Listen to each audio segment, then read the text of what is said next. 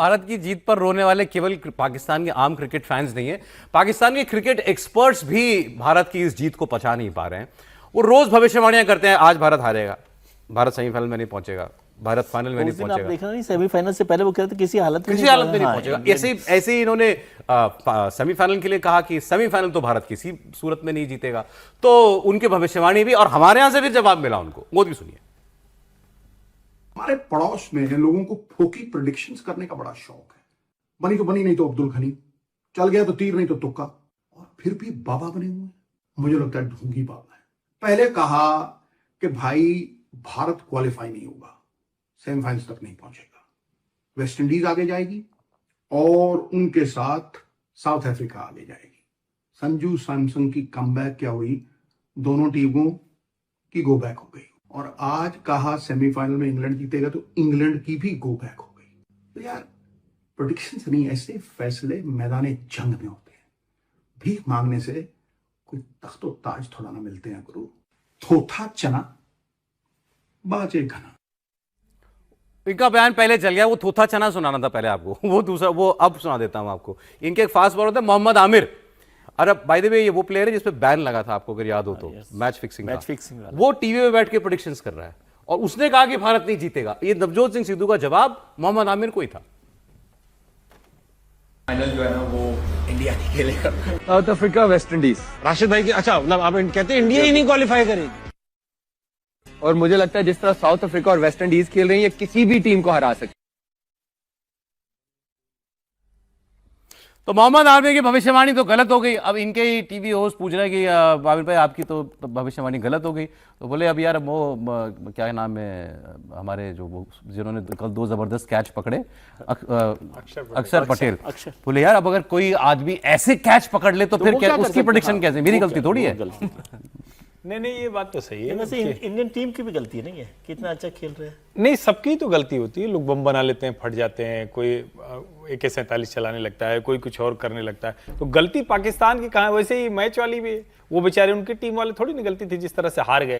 और देखिए मैच कल का था और ऐसे ही मैच होना चाहिए, क्रिकेट इसी स्पिरिट के साथ होना चाहिए। लेकिन ये पाकिस्तान है, कहता है कि जंग लड़ने जाएंगे, यहाँ पिटता है, जहाँ जंग लड़ना होता है वहाँ खेल खेलता है। तो इसकी बड़ी बुरी दशा है। पेट्रोल पंप से लेकर क्रिकेट पिच तक ऐसे ही सूखा सूखा सा है बेचारा। अच्छा, क्यों क्रिकेट, आपने जैसा कहा कि हर जगह फॉरेन पॉलिसी से लेकर क्रिकेट के मैदान तक पाकिस्तान क्यों एक हंसी का पात्र क्यों बना है, इसकी वजह वो खुद ही बता देते हैं। अब हमने पहले भी आपको दिखाया था कि इनके यहाँ टीम सिलेक्शन जो है वो कैसे होती है। अब ये एक इनके एक्स प्लेयर ने बताया, पाकिस्तान के ओपनर और जो इंजमामुल हक के भतीजे इमामुल हक, ये प्लेयर रहे इनके, इनसे एक टीवी चैनल पर ये पूछा गया कि आप ऐसे खिलाड़ी का नाम लीजिए जिसको आप लीडरशिप के लिए मानते हो, Pakistani player as a leader आप किसको रिस्पेक्ट करते हो। तो वो बहुत देर तक सोचता रहा, बहुत मैं किसका नाम लूं। फिर उसने एक आदमी का नाम लिया और फिर उसकी वजह बताई कि मैं इसको क्यों बता रहा हूं लीडर। वो आप सुनिए जरा। द लीडर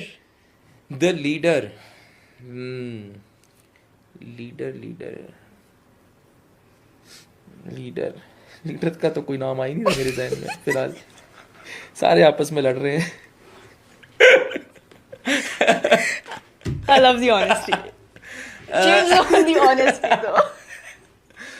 लीडर मैं फिलहाल इसको कहूँगा, रिजी को इसलिए कहूँगा क्योंकि नमाज के टाइम जो है वो सबको इकट्ठा कर देता है। तो ये उसकी बहुत अच्छी आदत है कि किसी भी होटल में हम जाएं, जहाँ भी जाएं, सबसे पहले कमरा ढूंढना, उधर वाइट चादरें बिछाना और उधर किसी का आना सबका बैन कराना। जो वर्कर्स होते हैं वो नॉन मुस्लिम होते हैं तो वो उनको बंद कराना, फिर व्हाट्सएप का सबसे पहले ग्रुप बनाना, फिर उसमें टाइमिंग भेजना। अच्छा। तो ये सारा रिजवान कर, वो लीडरशिप क्वालिटी ये है रिजवान की कि वो सबको नमाज के टाइम इकट्ठा करता है, कमरा ढूंढता है, खाली कराता है, फिर वहां सफेद चादर बिछाता है। इसलिए ये लीडर, एक एक्स क्रिकेटर को अपनी इतनी बड़ी टीम में लीडरशिप की, क्रिकेट टीम में, ये वजह याद आ रही है। इससे पहले ऐसे ही गंभीरता से सोच के दिया बहुत गहरे उतरा था। इससे पहले भी जब इन लोगों की ऐसी बात हुई थी तो उसने कहा कि अरे देखा ठीक है, हार गए तो हार गए, लेकिन वो किसका नाम लिया था कि वो गया और उसने इंग्लैंड के खिलाड़ियों को भी कुरान बांट दी।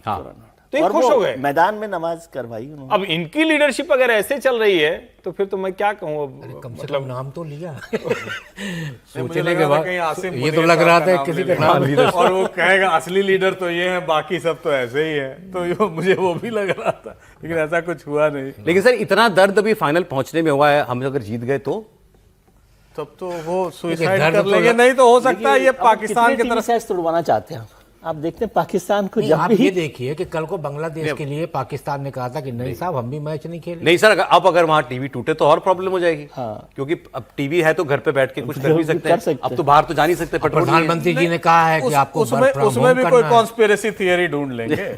आप देखिएगा यहाँ से आएगा कि भारत में हो रहा था तो भारत ने कुछ ये भारतीय टीम और पाकिस्तान को छोड़िए, भारत ने बहुत अच्छा मैच जबरदस्त खेला और मैच कल का सेमीफाइनल दोनों टीम ने, इंडिया और एक इंग्लैंड deserving दोनों ने- सेमीफाइनल था। डिजर्विंग सेमीफाइनल था बिल्कुल। नहीं, मैं तो सिर्फ ये कहता कि भारतीय क्रिकेट टीम और पाकिस्तानी क्रिकेट फैंस दोनों हमें ऐसे ही आनंदित होने के मौके देते रहते हैं, आगे भी देते रहेंगे, हमको पूरा यकीन है।